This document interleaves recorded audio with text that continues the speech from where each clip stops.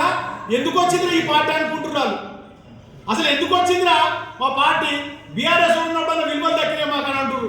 మా భువనగిరి ప్రాంతంలో అయితే మాకు రోజు చెవులు కొరుకుతారు. అసలు ఎందుకు వచ్చిందిరా దుర్మార్గమైన పార్టీలని తెలియజేస్తున్నాము.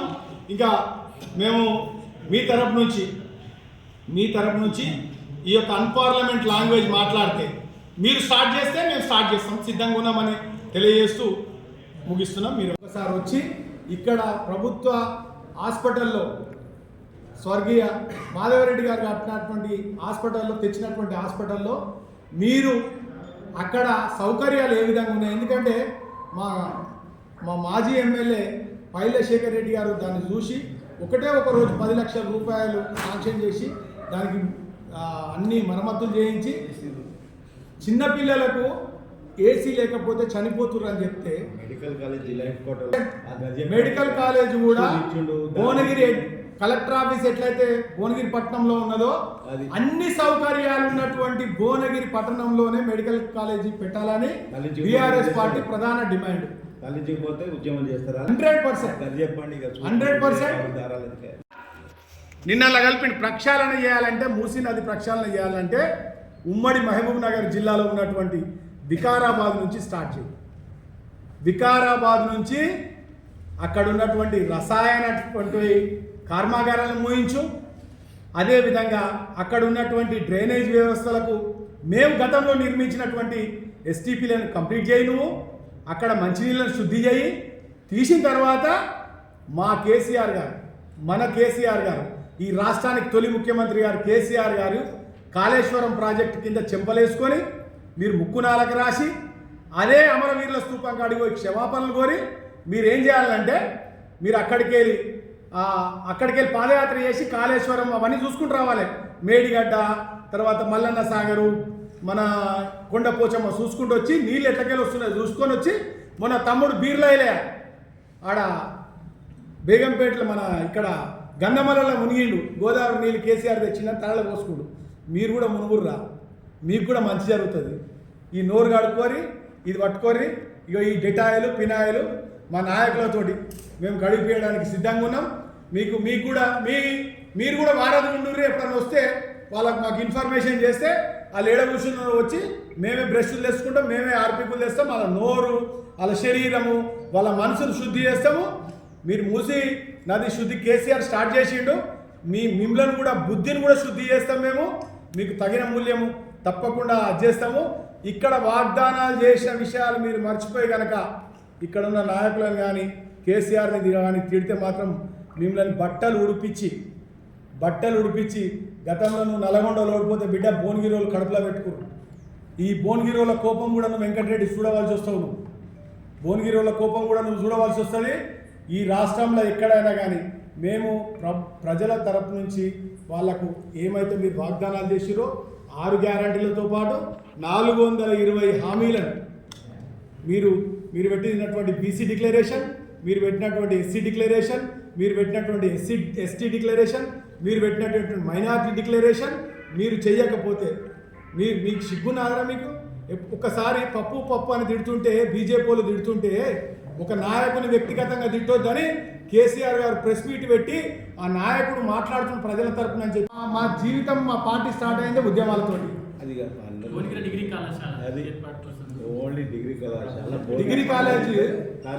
డిగ్రీ కాలేజీ అందరూ ఇప్పుడు అనిల్ కుమార్ రెడ్డి కూడా వాగ్దానం చేస్తున్నారు. ఇప్పటి వరకు ఒక వినతి పత్రం ఇవ్వలేదు. వినతి పత్రం ఇవ్వలే ఆయన. ఆయన మంత్రి రాజనరసింహ ఉన్నాడు కదా, ఆయన దగ్గరికి ఒక్కసారి పోయి కలవలే. మా భువనగిరి హాస్పిటల్కి ఏం కావాలి, మా మెడికల్ కాలేజ్కి ఏం కావాలి. ఇక ఆయనకు నాకు తెలిసి ఇక సరే ఆయన గురించి ఎక్కువ మాట్లాడడం కూడా సభ్యత కాదేమో నాకు. ఎందుకంటే తెలిసిన వాళ్ళకు చేసిన వాళ్ళకి చెప్తేనేమో బాగుంటుంది. అందుకే ఇక ఆయనకు చెప్పడం కూడా నాకు ఏం అనిపిస్తలేదు నాకు. ఎందుకంటే ఆయన చేస్తాడని కూడా అనిపిస్తలేదు. ఆయన అప్పుడే ఏమి రాకముందే నేను భువనగిరికి 80 కోట్లు శాంక్షన్ చేసి ఏడికలు చేసి 80 పైసలు శాంక్షన్ చేసిండో లేదో కానీ 80 కోట్లు శాంక్షన్ చేపిస్తున్నాను. మళ్ళీ ఆయన ఇంట్లో పెట్టుకుంటా లేకపోతే ఎవరికైనా ఇస్తున్నా నాకేమో అర్థమవుతుంది. ఆయన ఒలిగొండని డెవలప్ చేసింది మా బీఆర్ఎస్ పార్టీ వచ్చినాక. ఇంకోటి కూడా ఏమంటున్నాం అంటే మూసీ ప్రక్షాళనతో పాటు పిలాయపల్లి కాలువ, బునాదిగాని కాలువ, తర్వాత ధర్మారెడ్డి కాలువని కూడా మీరు దాన్ని లెవెల్ పెంచాలి. అది ఇంకా కూడా రైతులకు అందుబాటులో అయ్యే విధంగా దాన్ని తీసుకొచ్చే ప్రయత్నం మీరు చేయాలి. కానీ ఇక మూసీ మీద మేము ఎప్పుడు వ్యతిరేకం కాదు, మూసీ శుద్ధీకరణకు వ్యతిరేకం కాదు. శుద్ధీకరణ చేయాలి, ఈ ప్రాంతాన్ని సశిశామం చేయాలని కేసీఆరే ఒక లక్ష్యంతో ఉన్నాడు. కాబట్టి మీరు కొత్తగా శుద్ధీకరణ పేరు పెట్టి ఏదో చేసుకొని మసిమూసి మారడికాయ చేసే ప్రయత్నాలు నిర్మించుకోవాలి. ప్రజలు కానీ మేము కానీ సంపన్న వర్గాలు కానీ సహకరిస్తాయి. మీరు దాన్ని మూసి ఇక్కడ ఒక డిగ్రీ కాలేజ్ చేస్తాను, సౌట వేయడం అనుకున్నావు, నేను ఎక్కి తిరుగుతున్నావు జీప్ మీద.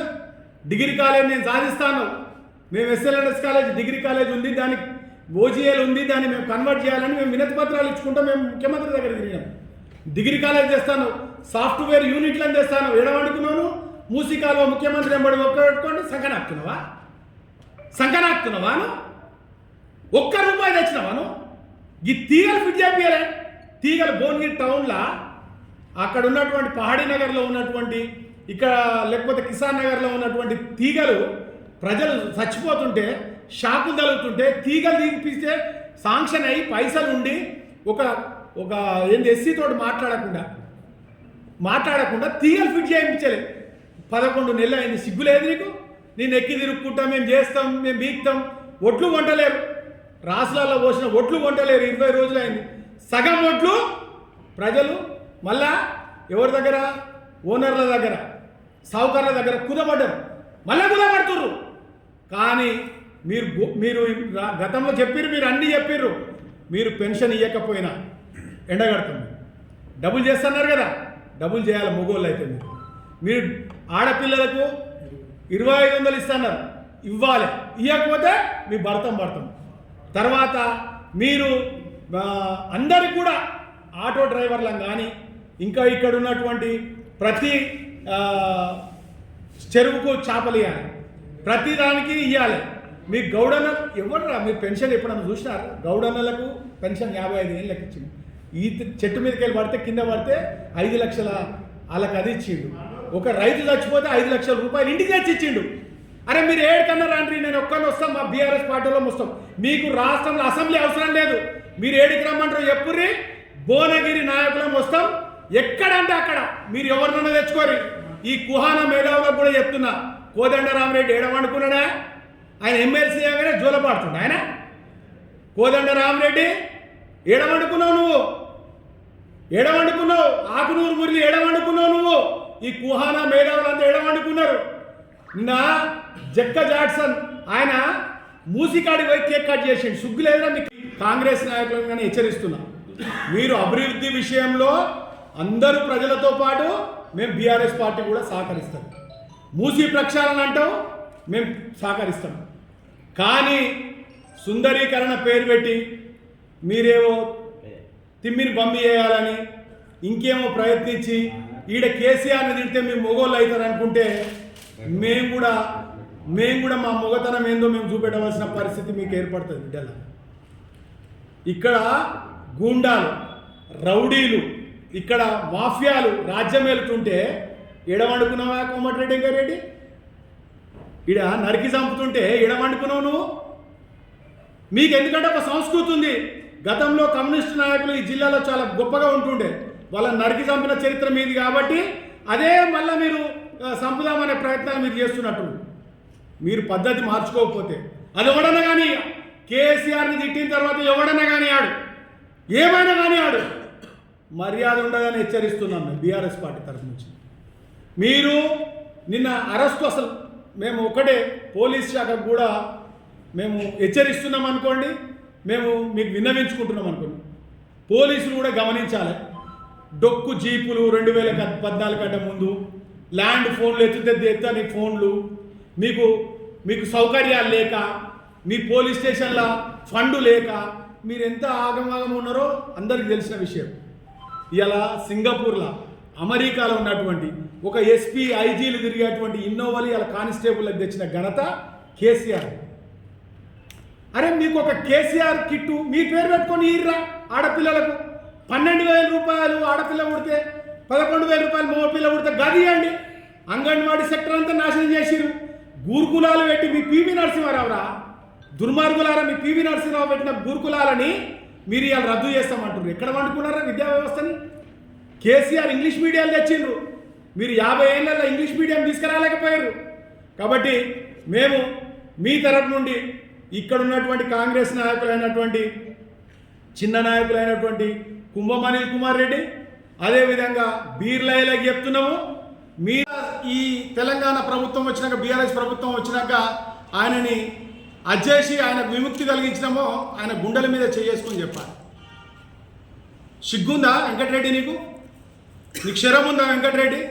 ఒక కన్న తండ్రి లెక్క నీ కొడుకు చచ్చిపోతే అసందర్భం ఈ కుటుంబాలను తీసుకురావడం, నీ కొడుకు చనిపోతే ఒక అన్న లెక్క, ఒక తండ్రి లెక్క, ఒక ఇంటి పెద్ద లెక్క నిన్ను వచ్చి ఓదార్చి పార్టీలని ఆ రోజు చూసినాడు. నువ్వు మాట్లాడే భాషలేంది? గతంలో బెల్లిలంతా ముక్కలు ముక్కలు నరికినటువంటి వాళ్ళకి వారసును వాను, లేకపోతే సాంబశివుడు నరికినటువంటి వారసును వాను, లేకపోతే నువ్వేమన్నా హిట్లర్ ముసలిని వారసును వాను, లేకపోతే ఎక్కడన్నటువంటి తీవ్రవాదులటువంటి వారసును వాను. ఏం మాట్లాడుతానికి వచ్చినావు? ఇదివరకు ఆమె అంటుండే పాదయాత్ర అంటే పాదాల మీద నడిచే యాత్ర అంటుండే ఆమె. ఎవరు? ఆ షర్మిలమ్మ, మీ పార్టీలోకి వచ్చిన ఆమె. సిగ్గునాది. 2 కిలోమీటర్లు నడిచి దానికి ఒక పెద్ద పాదయాత్ర. మీరు చేసేదాన్ని ఈ పనులకు అది ఒక పాదయాత్ర. మీ మూసి ఎక్కడ వస్తుంది?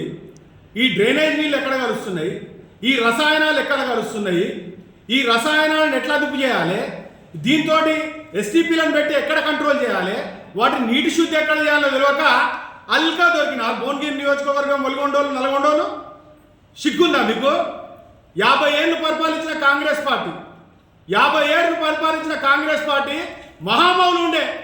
అరే సిగ్గులేని వెదవలారా, తాగుతందుకు నీళ్ళు ఇచ్చినారా మీరు? తాగుతందుకు నీళ్ళు ఇచ్చినారా మీరు? ఈ ప్రాంతానికి మిషన్ భగీరథ పెట్టి, అరే నెత్తి మీద ఉన్నటువంటి కృష్ణమ్మ, మన కింద ఉన్నటువంటి గోదావరి నీళ్లు, ఈ రెండింటిని ఎప్పుడన్నా మీరు తీసుకొచ్చిన ఘనత ఉన్నారా మీకు? ఏం మాట్లాడుతున్నారా మీరు? మంత్రులు చేశారా మీరు? మీకు ఒక పద్ధతి, ఒక సంస్కారము ఒకటేమైనా ఉందా మీకు? ఏ ఉద్దేశంతో మాట్లాడుతున్నాడు? గట్టిగా మాట్లాడితే మీరు చెప్పిన మాటలన్నీ సమసిపోతాయా? మీరు చేసిన వాగ్దానాలన్నీ సమసిపోతాయా? ప్రజలకు ఇచ్చిన వాగ్దానాలన్నీ మరుగున పెట్టడానికి ఈ ఈ చిల్లర మాటలు మాట్లాడుకుంటా పాపం గడుపుతారా మీరు? ఏం మాట్లాడతావు? మానవ బాంబులు అంటాడు ముఖ్యమంత్రి. సిగ్గుంది అసలు? మేము ముఖ్యమంత్రిని గౌరవించేటోళ్ళం. ఏ ముఖ్యమంత్రి అయినా ముఖ్యమంత్రిని గౌరవిస్తాం. నువ్వు ఏంది? ఉగ్రవాదివా? తీవ్రవాదివా? అసలు నువ్వు ఏంటిది? నువ్వు ఏం చేస్తామనుకు వచ్చినావు తెలంగాణని? తెలంగాణ బ్రాండ్ని ఏం చేస్తామనుకు వచ్చినావు నువ్వు? ఈడ తొట్టబొట్టగాలి, ఈడ ఈ నియోజకవర్గంలో ఉండరు. ఎన్నడెక్కనోడు గుర్రం ఎక్కనంటే ఏదో హాయ కాసిందట. సిగ్గునాదా మీకు?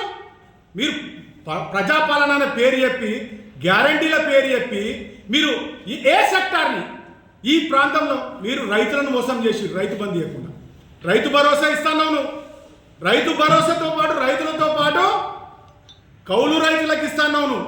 కౌలు రైతులతో పాటు ఇంకేమన్నావు? రైతు కూలీలకు ఇస్తున్నావు. ఏడిచ్చినవరా నువ్వు కదవా? రైతులను కాపాడుతావరాను? రైతులను కాపాడుతావు. పండబెట్టి తీరుతావరాను? వస్తావరాను? మా కేసులు కొత్త కాదు మాకు. మా కేసీఆర్ అంటావాను? కేసీఆర్ అనేంత దమ్మున్నది నీకు? అరే అణుబాంబు కూడా సైలెన్స్గానే ఉంటుంది. అణుబాంబు వేస్తే ఇప్పటి వరకు కూడా దేశాలు కోలుకోలే. మీ బతుకులు ఎంత అని కోమటిరెడ్డి వెంకటరెడ్డిని, రేవంత్ రెడ్డిని అడుగుతున్నా బీఆర్ఎస్ పార్టీ నుంచి. మా కేసులు కొత్త కాదు, జైళ్ళు కొత్త కాదు మాకు. మేము ప్రజా ఉద్యమాల కోసం వచ్చినాం జైళ్ళకు, ప్రజల కోసం జైళ్ళలో పోయినాం మేము. మీ బతుకులేనన్నా మేము పోయినారా మీరు? మీరు ఏం చేసింది చెప్పు? ఎన్నిసార్లు గెలిచిండు ఆయన కోమటిరెడ్డి వెంకటరెడ్డి? నల్గొండకు మంచినీళ్ళు ఇప్పించినావా నువ్వు? అంశాల స్వామిని తీసుకొని దుశ్శల సత్యనారాయణ రాష్ట్రపతుల దగ్గరికి పోయి ఈ టేబుల్ల మీద వేసిండ్రు. ఎడవండుకుర్రా మీరు? రెండో మాటలు పట్టుకుంటూ తిరుగుతున్నా మీరు? ఎడవండుకుర్రు మీరు? కేసీఆర్ని తిరుగుతారా? ఈ ప్రాంతంలో దినదినము నీళ్ళు ఇచ్చిండు. ఈ ప్రాంతంలో అసలు 2014 కంటే ముందు ఏ గ్రామంలోనైనా, ఏ పట్టణాల్లోనైనా కుండలు పట్టుకొని రోడ్ల మీదకి వస్తుండే. మీరు మంచినీళ్ళు ఇయ్యలే. ఫ్లోరైడ్ రహిత రాష్ట్రాన్ని తీసుకొచ్చి ఇలా ప్రపంచ ఆరోగ్య సంస్థతోటి పేరు తెచ్చుకున్నటువంటి గొప్ప వ్యక్తి కేసీఆర్. అరే సూర్యుని మీద ఉంచితే మీ మీదనే పడుతుంది కదా దుర్మార్గులారా మీరు. అందుకే ఇట్లాంటివి, ఎందుకంటే మేము అలాని చీపిరి కట్టతో ఊపితే ఓరాళ్ళు, లేకపోతే నీళ్లు పోసి అడిగితే ఓరాళ్ళు. ఎందుకంటే నోర్లు అనేటివి వాళ్ళ పైకాళ్ళ కంటే అధ్వానంగా ఉన్నాయి. అరే కేసీఆర్ని కానీ బీఆర్ఎస్ పార్టీ నాయకులను కానీ మీరు తిడితే మీ ఇళ్ళకి వచ్చి ఆర్పిక్ తోటి నోర్లు కడుగుతాము. అవసరం అనుకుంటే మీరు చెప్తుర్రు, మేము చేసి చూపెడతాం. మీరు అనే మాటలని గుర్తుంచుకోవాలని నేను హెచ్చరిస్తున్నా. నేను ఏం తమాషా చేస్తున్నా? మీరు బ్రూసి ప్రక్షాళన చేయొద్దని ఎవడన్నాడు మిమ్మల్ని? శుద్ధీకరణ చేయొద్దని ఎవడన్నారా విధవా మిమ్మల్ని? శుద్ధీకరణ చేయండిరా, సుందరీకరణ ఎందుకురా? 1,50,000 కోట్లు యవనబ్బ సొమ్మురా మీరు తెచ్చేది. ఏడికెళ్ళి చేస్తా అంటున్నా మీరు రైతు బంధు లేదు, రైతు బీమా లేదు, తర్వాత మీకు 2 తులం బంగారం లేదు, తర్వాత పెన్షన్ 4,000 2,000 ఇస్తాను 4,000 అన్నారు, అది లేదు. గొర్రెల పథకం లేదు, 2 చెరువులలో చేపలు వదిలిపెట్టి చేపలు లేవు. మీరు ఆటో డ్రైవర్లకు 1,000 రూపాయలు ఇస్తున్నారు నెలకు. 7.5 మీరు ఒక్క పథకం రా. ఆడవాళ్ళకి 2,500, ఆడపిల్లలకు స్కూటీలు, మీరు 10th క్లాస్ చదువుకున్న వాళ్ళకు ఇన్ని వేలు ఇస్తాం. ఏడ మాట్లాడిరా మీరు? బతుకమ్మ చీరలు ఇవ్వలేరా? మీరు బతికేంటారా మీరు కాంగ్రెస్ నాయకులారా? బతుకమ్మ చీరలు ఇవ్వలేరా మీరు? ఎక్కడ మాట్లాడుతున్నారు మీరు? ఎవరిని మాట్లాడుతున్నారు మీరు? 100%గా చెప్తున్నాం, ఈ ప్రాంతంలో మీరు కవ్వింపు చర్యలకు పాల్పడితే మేము సామరస్యంగా గాంధీ మార్గంలో మా నాయకుడు కేసీఆర్ గారు చెప్పినట్టు, మా నాయకులు కేటీఆర్ గారు చెప్పినట్టు, హరీశ్వరరావు చెప్పినట్టు మేము గాంధీ మార్గంలో ఇన్ని రోజులు ఉద్యమాలను నడిపినాం. మీరు చూసుకుందామంటే చూసుకుందాం. ఏం మూసి నల్లలు వేస్తావా? శుద్ధీకరణ ఏడ చేయాలను? ఒలిగొండలు చేస్తావరా శుద్ధీకరణ? సిగ్గులేనివాడా? వ్యర్థాలు ఒలిగొండలు కలుస్తున్నాయరా నీకు? ఏడ చేస్తావురా నువ్వు? ఏడ చూడాలరా? ఇన్నేడమలో వాటినవరా నువ్వు? హైడ్రా పేరు మీద ఎన్ని నాటకాలు ఆడుతున్నావురా? దోపిడీ చేసుకొని కాంట్రాక్టర్లను బతికిస్తేందుకు, నీ మంత్రులు కాంట్రాక్టర్లు ఉంటే వాళ్ళని పైసలు ఢిల్లీకి పంపుతందుకు ఇవాళ నాటకాలు ఆడుతున్నాను. చాలామంది అంటారు అప్పులు చేస్తే అప్పులు కట్టినట. సిగ్గునాగా 30,000 కోట్ల చిల్లర ఈ రాష్ట్ర బడ్జెట్ ట్యాక్సీలు కేంద్ర ప్రభుత్వం కాకుండా 1,30,000 పైచీలకు కోట్ల రూపాయలు అభివృద్ధి చేసి దాన్ని పెంచినటువంటి వ్యక్తి కేసీఆర్. మీకు పెంచరాదు, అభివృద్ధి చేయరాదు, ఇంకా ఏం చేయరాదు. కాళేశ్వరం కూలిపోతుంది అంటున్నావు. కాళేశ్వరం కూలిపోతే మల్లన్న సాగర్ నుంచి కొండపోచమ్మ నుంచి నీళ్లు తెచ్చి నువ్వు ఎట్లా కలుపుతావురా మూసిలా? సిగ్గులేనోడా మాట్లాడతావు? 3 సముద్రాలను తెచ్చినోడా? ఇది కూడా ఎట్లా మాట్లాడతావురా నువ్వు? బాక్రాంగ నది తెచ్చినోడా నువ్వు? ఏం మాట్లాడతావురా నువ్వు?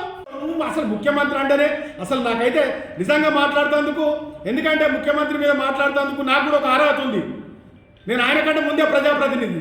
ఎందుకంటే మేము మా నాయకుడు కానీ మేము కానీ ఇక్కడ ఉన్న నాయకులు కానీ మొక్కి పైకి వచ్చినాం.